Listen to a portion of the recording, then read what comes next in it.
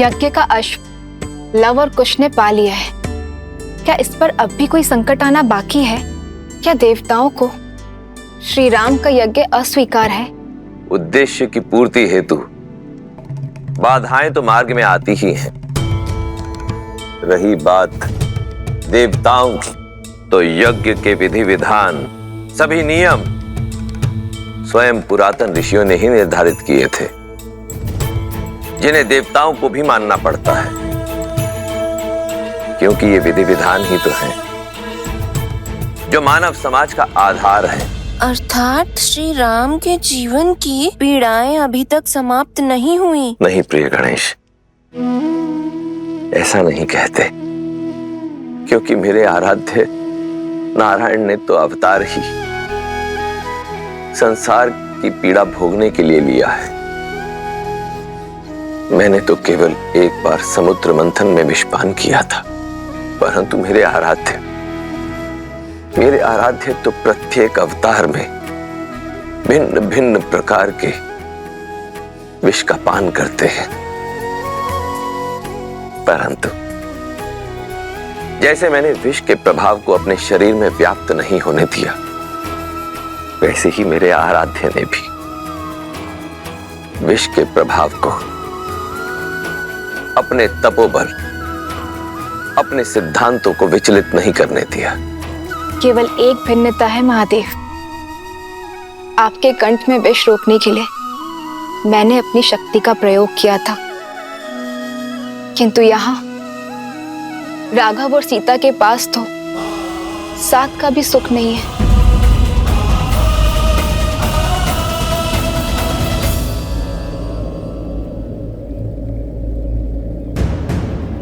मिला क्या?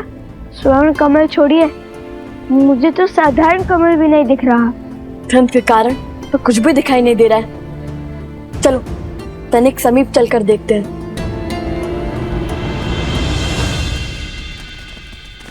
देखो पदचिन्ह।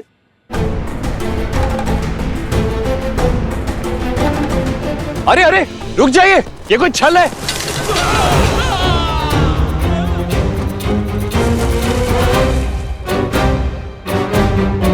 हमें अपने सैनिकों को बचाना होगा।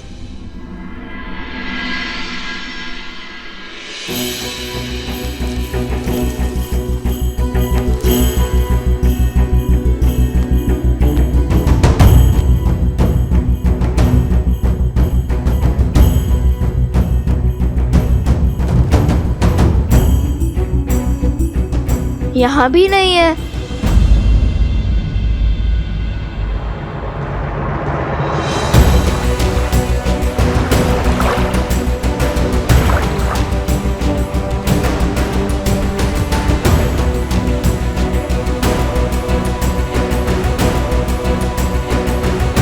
भैया मिल गया, कमल मिल गया भैया।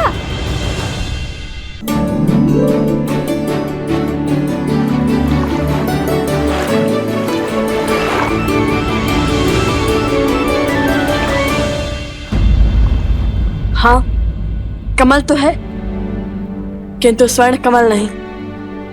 आज सोम हमारे साथ नहीं है, तब भी दुर्भाग्य हमारा पीछा ही नहीं छोड़ रहा। हाँ,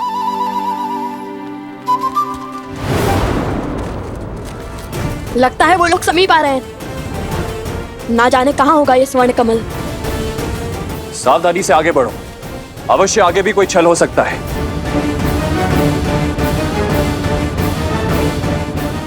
कुश, कहीं हम कुछ भूल तो नहीं रहे?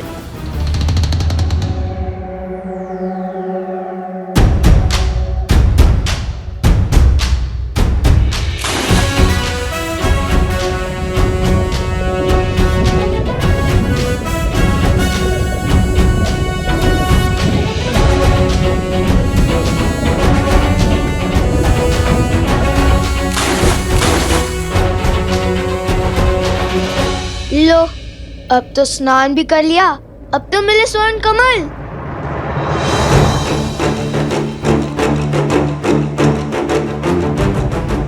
भैया ये आने वाले हैं, चलिए पानी के भीतर छुप जाते हैं। ऐसे कब तक छुपेंगे कुश? और यदि वो भी जल में उतर गए तो?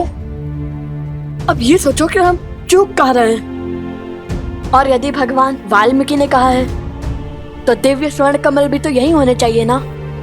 किसी ने चुरा तो नहीं लिए? अरे कुश, स्वर्ण कमल कोई कैसे चुरा सकता है? उनके रक्षक तो स्वयं यक्षराज कुबेर हैं, कुबेर।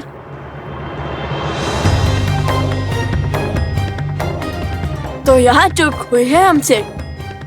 कुबेर मंत्र का जाप करने को कहा था गुरुवर भरद्वाज ने हमें।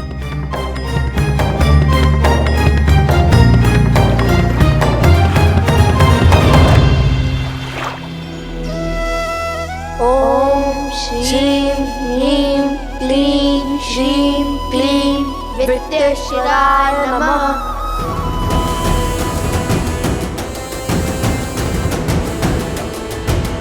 नदी की ओर चलिए।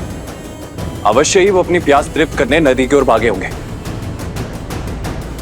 ओम श्रीं ह्रीं क्लीं श्रीं वित्तेश्वराय नमः। ओम श्रीं ह्रीं श्रीं वित्तेश्वराय नमः। ओम श्रीं ह्रीं क्लीं श्रीं क्लीं वित्तेश्वराय नमः। ओम श्रीं ह्रीं क्लीं श्रीं क्लीं वित्तेश्वराय नमः। ओम श्रीं ह्रीं क्लीं श्रीं क्लीं वित्तेश्वराय नमः। हे तमसा माता, सहायता कीजिए हमारी। हमारी माता भी आप ही की भांति हैं, प्रकृति का अंग। आप जल देवी हैं और हमारी माता वन देवी हैं। बचाइए हमें तमसा माता। वित्तेश्वराय नमः। ओम श्रीं ह्रीं क्लीं श्रीं क्लीं वित्तेश्वराय नमः। आपके पुत्रों को हमारा आशीर्वाद प्राप्त करने के लिए नदी में स्वयं स्नान करना होगा और आपकी संतानों की सुरक्षा हमारा दायित्व है।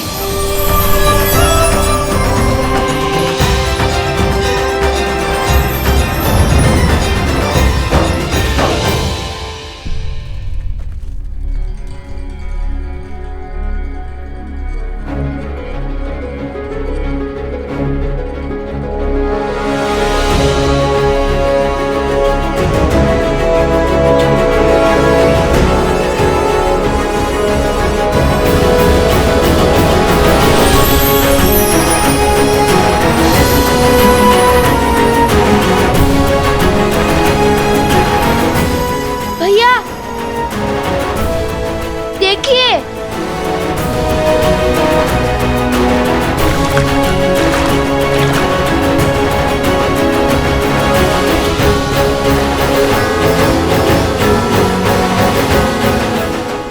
ये तो कुबेर की नगरी अलोकापुरी का द्वार है।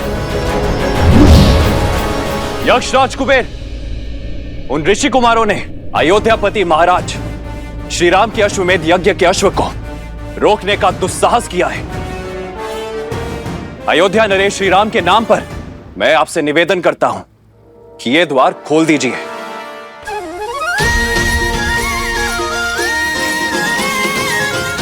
ये तो अवश्य ही यक्षराज कुबेर की नगरी आलोकपुरी लगती है। ठीक वैसा ही है ना जैसा हमारे गुरुवर ने पढ़ाया था। भैया महल का द्वार खुल चुका है, चलो भीतर चलते हैं। यदि कोई मिला तो उनसे स्वर्ण कमल का पता पूछ लेंगे।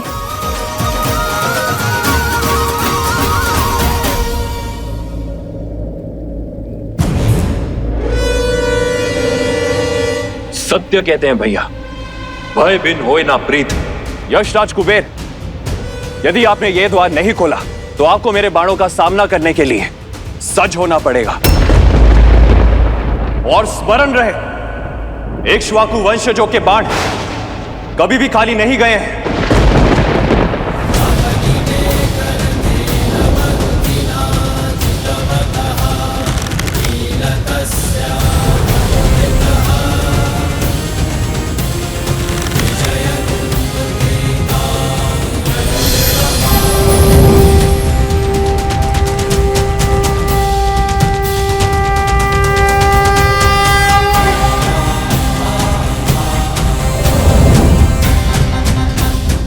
प्रणाम राजानुज शत्रुघ्न।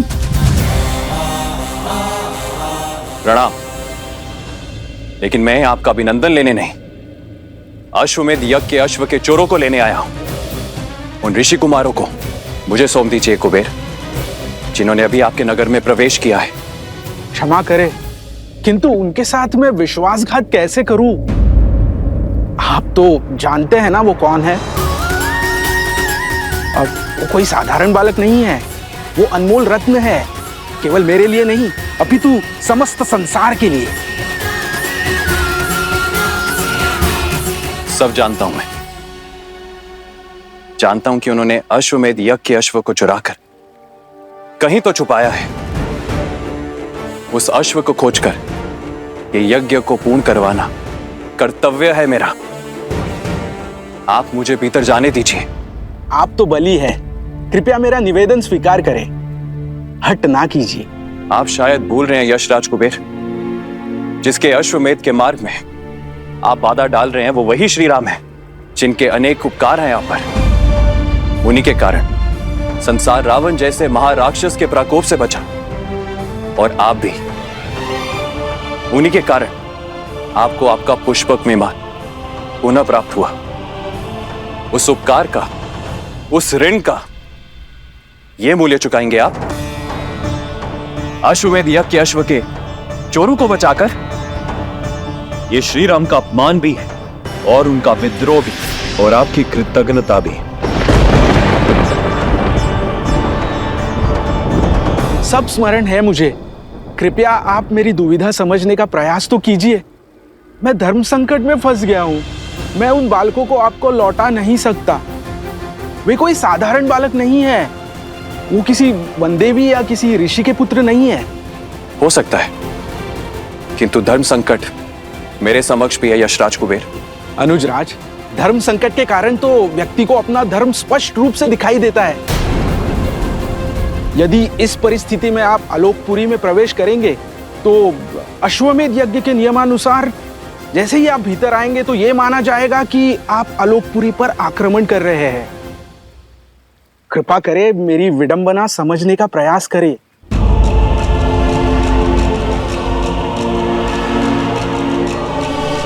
ठीक है, खेलिए दाव, पर भूलिएगा मत, चोर का सहायक भी चोर ही होता है कुबेर। वो बालक अधिक समय तक आपके संरक्षण में नहीं रहने वाले हैं। शीघ्र ही उन बालकों को महाराज श्री राम का सामना करना होगा। उस क्षण की प्रतीक्षा तो समस्त संसार को है।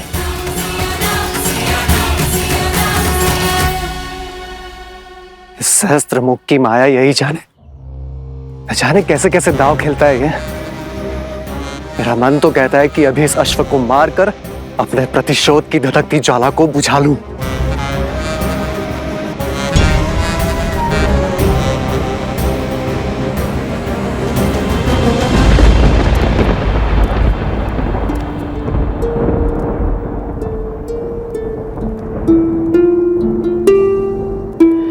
राम सिया राम सिया राम सिया राम, राम सिया राम सिया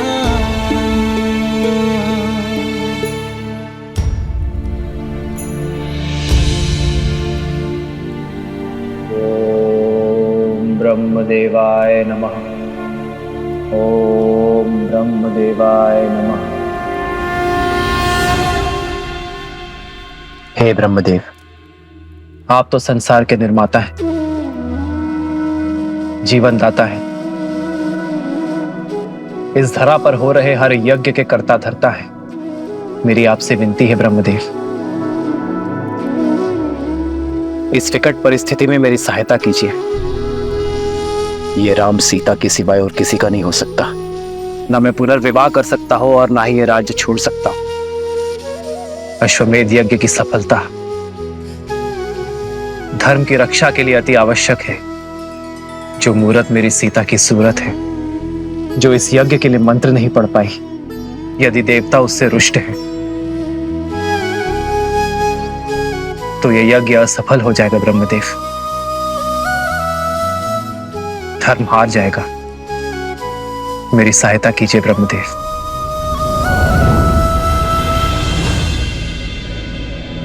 ब्रह्मदेवाय नमः। ओम ब्रह्मदेवाय नमः। देवाय नमः। ओम ब्रह्मदेवाय नमः।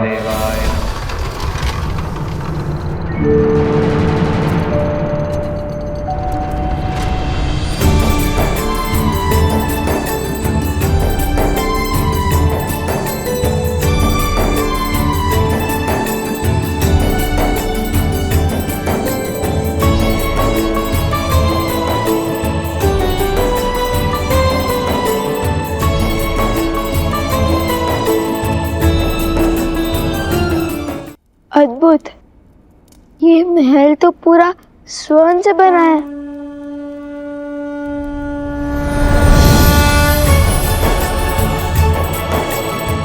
आइए आइए ऋषि कुमारों। मेरी नगरी आलोकपुरी में आप दोनों का स्वागत है।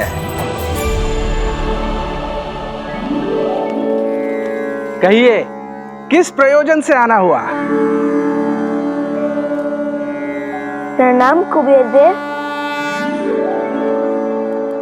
घर से तो माता सीता को खोजने का प्रण लेकर लिखने थे, किंतु भगवान वाल्मीकि के आदेश अनुसार पहले हमें हमारी माता वन देवी के लिए स्वर्ण कमल लेने जाना है।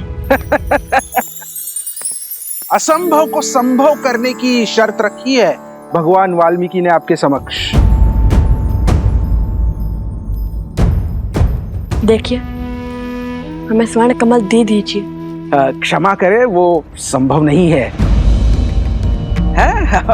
मेरी बात मानिए कुमारों, आप आश्रम लौट जाइए और अपना जीवन तपस्या में लगाइए। कदाचित उचित समय आने पर आपको वो स्वर्ण कमल मिल जाएगा। सुनिए, त्रिकालदर्शी है भगवान वाल्मीकि। यदि उन्होंने हमें स्वर्ण कमल लाने के लिए कहा है तो वो हमारे माता सीता तक पहुंचने का मार्ग बनेंगे। विनती कर रहे हैं, दे दीजिए स्वर्ण कमल, अन्यथा पल से छीन लेंगे।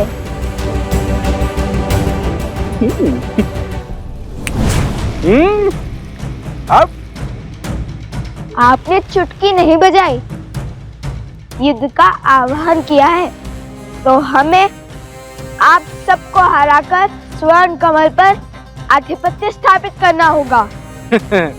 मैं सज्ज हूं। आक्रमण!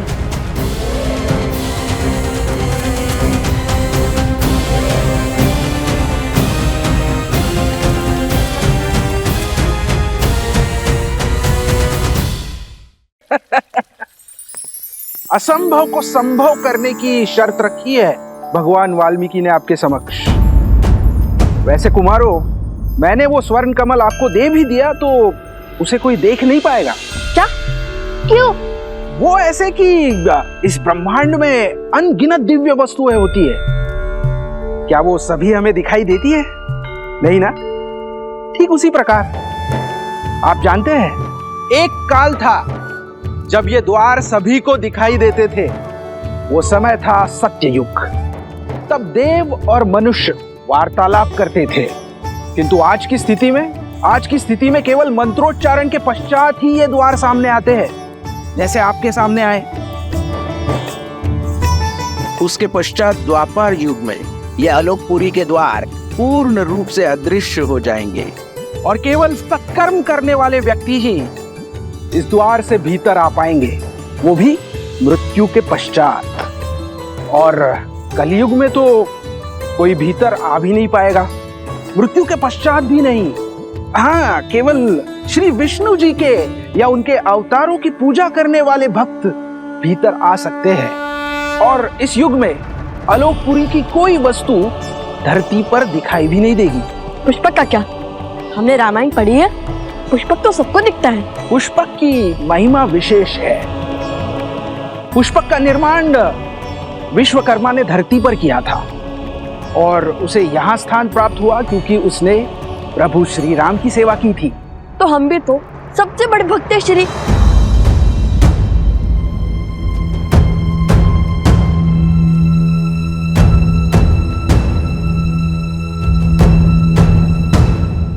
देखिए, हमें स्वर्ण कमल दे दीजिए। हमारे भगवान वाल्मीकि के आदेश का उल्लंघन नहीं कर सकते। क्षमा करें, वो संभव नहीं है। मेरी बात मानिए कुमारों, आप आश्रम लौट जाइए और अपना जीवन तपस्या में लगाइए। कदाचित उचित समय आने पर आपको वो स्वर्ण कमल मिल जाएगा। सुनिए सुनिए, विनती कर रहे हैं, दे दीजिए स्वर्ण कमल, दीजिए स्वर्ण कमल, अन्यथा बल से छीन लेंगे।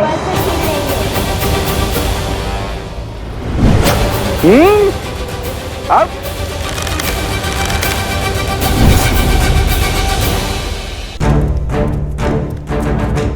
कुछ, ये यक्ष है, हम इन पर प्रहार नहीं कर सकते। पर ये हम पर प्रहार करने से चुकेंगे नहीं। परंतु मैंने ये भी नहीं कहा कि हम अपना बचाव भी नहीं कर सकते।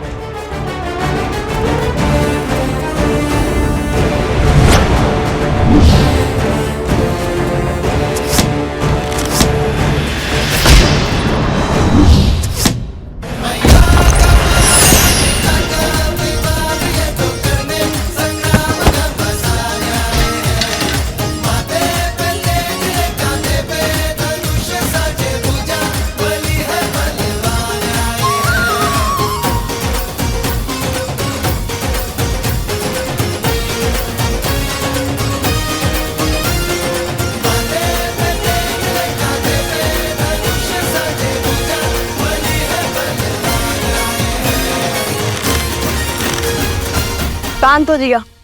अब यदि हम चाहे तो आपको और आपकी सेना को हमारे बाण से चलनी भी कर सकते हैं, परंतु करेंगे नहीं।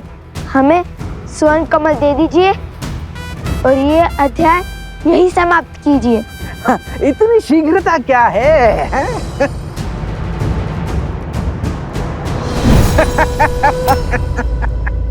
ओम ब्रह्मदेवाय नमः। ओम ब्रह्मदेवाय नमः। एक किरण जो अपने प्रकाश से उन्हें जीवन देती है, सोए हुए मन में ऊर्जा भरती है।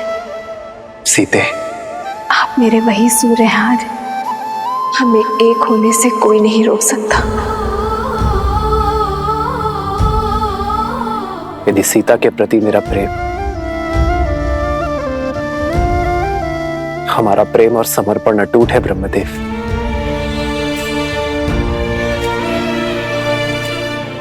तो सीता की ये प्रतिमा जो मेरे लिए जीवंत है, संसार के लिए भी उसे प्राणमान कर दीजिए ब्रह्मदेव।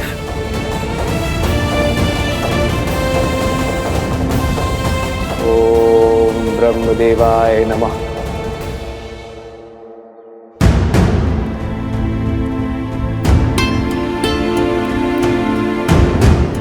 क्या हुआ वन देवी, कुछ चिंतित लग रही हैं आप। मन विचलित था तो सोचा ऋषि भारद्वाज से मिल लो, किंतु गुरु माँ, वो ना तो अपने कुटीर में है और ना ही ध्यान क्षेत्र में। ऋषि भारद्वाज अपने आश्रम में है। ब्रह्मदेव जयंती की सज्जा का अवलोकन कर रहे हैं। वो हर वर्ष भव्य पूजा करते हैं, ब्रह्मांड के सृजनकर्ता को प्रसन्न करने के लिए। अभी कुछ समय में लौट आएंगे। यदि ऐसा है तो गुरु माँ, मुझे आज्ञा दीजिए, मैं जाके उनका मंदिर स्वच्छ कर देती हूँ। किसी कार्य में व्यस्त रहूंगी तो मन भी विचलित नहीं होगा। क्यों नहीं पुत्री, तुम्हारी श्रद्धा के दीप से पूरा आश्रम जगमगाएगा।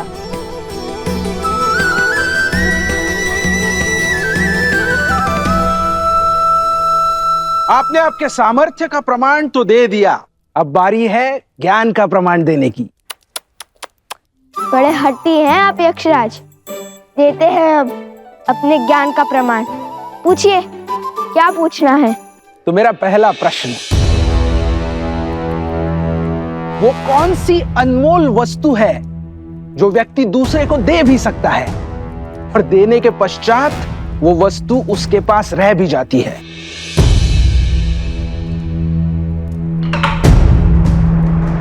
प्रेम। प्रेम बांटने से घटता नहीं है, कभी कभी दुगना लौट कर भी आता है। अति उत्तम। अब दूसरा प्रश्न, साहसी व्यक्ति के लिए सबसे कठिन कार्य कौन सा होता है? कर्म करना या कर्म से बचना? कभी कभी पग पीछे धरने से अधिक साहसी कुछ नहीं होता। कई परिस्थितियों में हमें अपने अभिमान का बलिदान देना होता है, कर्म करने से बचना पड़ता है, जैसे श्री राम ने किया था।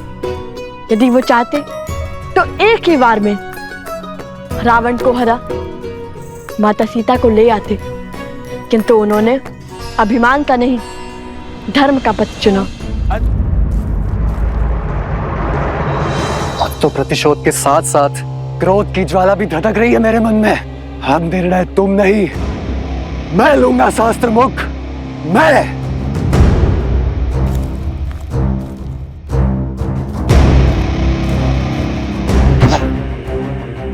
इतने वर्षों में कुछ भी नहीं कर पाया वो शास्त्र मुख रावण, और तो और अपने ही पुत्रों के प्राण लील गया। जो स्वयं सफल ना हो सका वो मुझे क्या निर्देश देगा?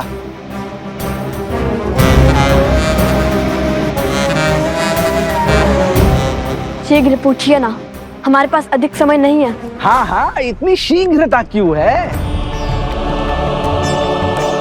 कुमारो, तनिक थोड़ा धैर्य तो रखो। अब तीसरा और अंतिम प्रश्न, बताइए, दुख, कष्ट, पीड़ा व्यक्ति को क्यों होती है? उसके पीछे कोई उद्देश्य है या केवल नियति?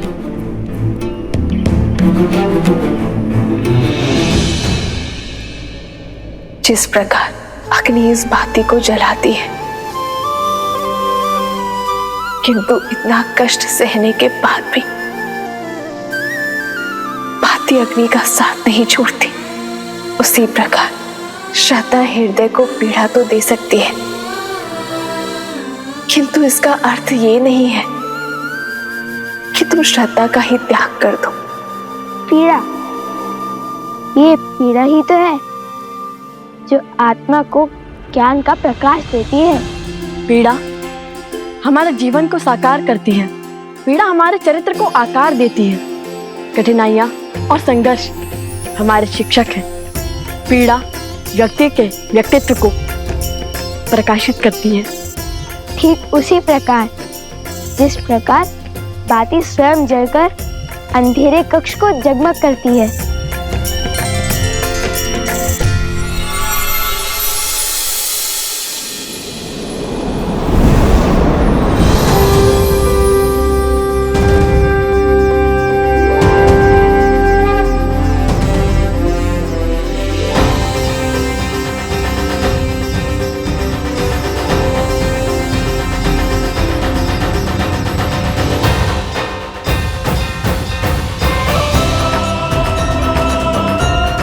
प्रणाम अग्निदेव, इंद्रदेव, बृहस्पति देव, कुबेर देव, विश्वकर्मा देव, सूर्य देव, वरुण देव, प्रणाम।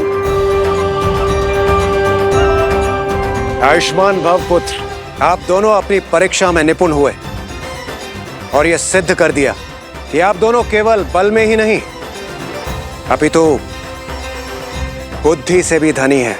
हमें देखना चाहते थे कि आप ये दुर्लभ स्वर्ण कमल पाने योग्य हैं भी या नहीं। अरे, फिर तो ये प्रश्न सबसे पहले पूछना चाहिए था यक्ष राज कुबेर जी को। हम उसी क्षण उत्तर दे देते, हमारा इतना समय तो व्यर्थ ना होता। जानते हैं कितना दायित्व है हमारे कंधों पर। तो अब हमें अपने भूल की भरपाई करनी होगी। हम आपके बल और बुद्धि दोनों से अति प्रसन्न हैं। उपहार और आशीर्वाद स्वरूप कुछ दिव्य अस्त्र स्वीकार कीजिए, आपको शीघ्र ही इनकी आवश्यकता पड़ेगी। आप दोनों जब चाहे इन अस्त्रों का आवाहन कर सकते हैं।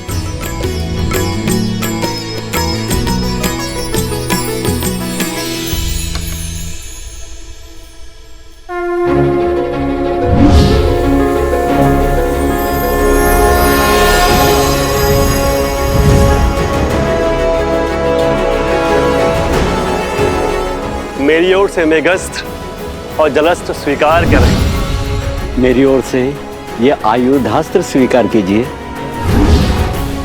और मैं देवराज इंद्र तुम्हें अग्नि भेदास्त्र प्रदान करता हूं। और ये यमदेव का खड्ग मैं प्रदान करता हूं।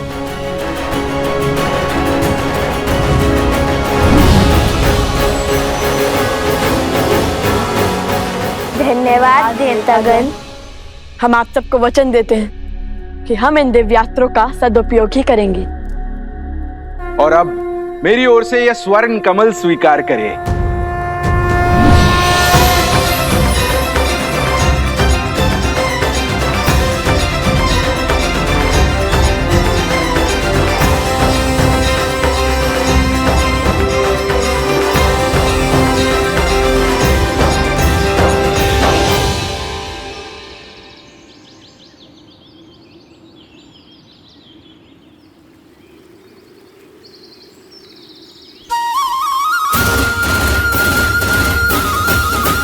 धन्यवाद कुबेर देव। भैया, माता कितनी प्रसन्न होगी ना ये सुनकर कि हमने इतने सारे दिव्यास्त्र पा लिए।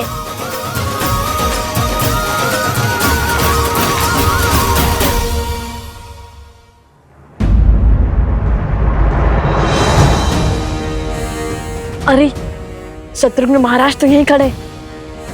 अब इनसे युद्ध करने के सिवाय हमारे पास और कोई उपाय नहीं है। किंतु ये माला थामकर कैसे लड़ेंगे?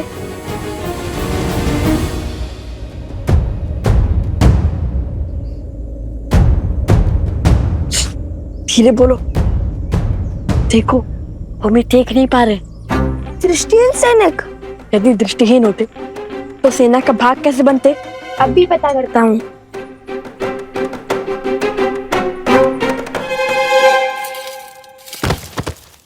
कौन है वहां? तुम्हारा काल।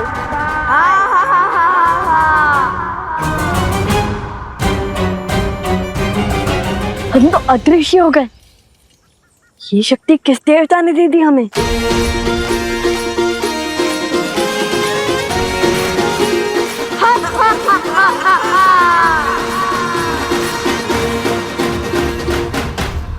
अयोध्या के सैनिकों को कायरता शोभा नहीं देती। माया का प्रयोग कर रहे हैं वो। अधिक देर तक नहीं बचेंगे वो। खोजिए उन्हें, यहीं कहीं छुपे होंगे वो।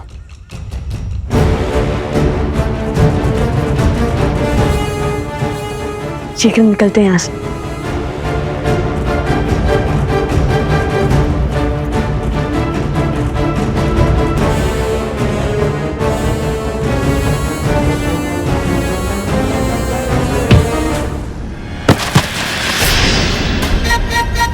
कौन है?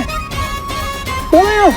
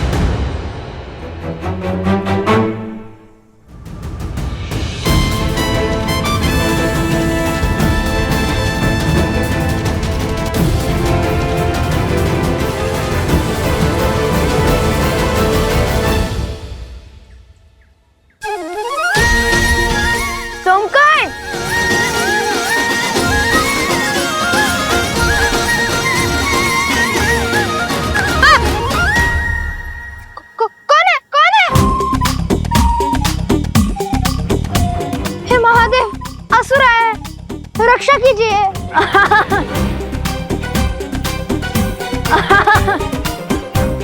कुश, भ्राता लव? नहीं कुश, हम ही हैं सोमकरण। सच में? किंतु आप है कहाँ? हम तुम्हारे सामने हैं। हाँ, अरे हाँ, ये रे। किंतु दिखाई क्यों नहीं दे रहे? ये कैसी माया? अरे सब बताएंगे, सब बताएंगे। किंतु अभी तुम अपना हाथ आगे करो और ये माला पकड़ो। बहुत भारी है, मैं थक गया हूँ।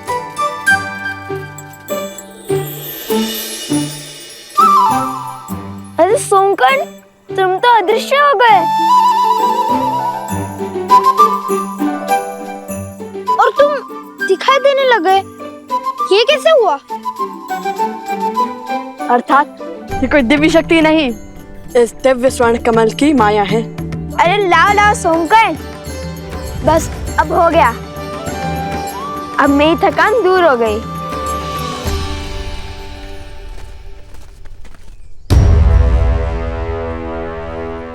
अब तुम हमें स्वयं अश्वत्थ तक पहुंचाओगे।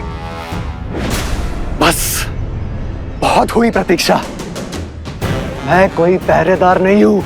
मैं अभी इस अश्व को मारकर अश्वमेध का अंत कर दूंगा और असुरों के सर से धर्म की तलवार सदा के लिए हटा दूंगा।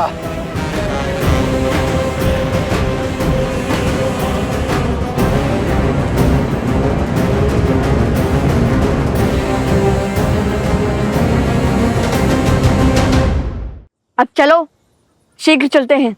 अश्व हमारी प्रतीक्षा कर रहा होगा।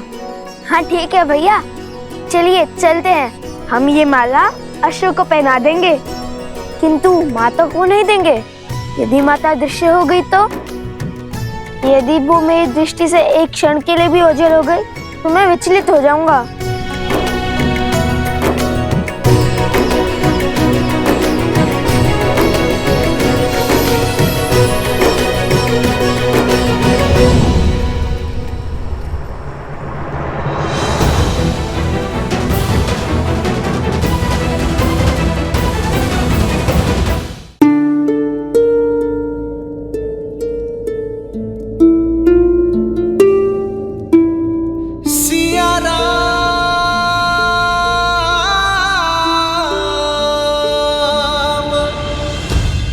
श्री राम, श्री राम।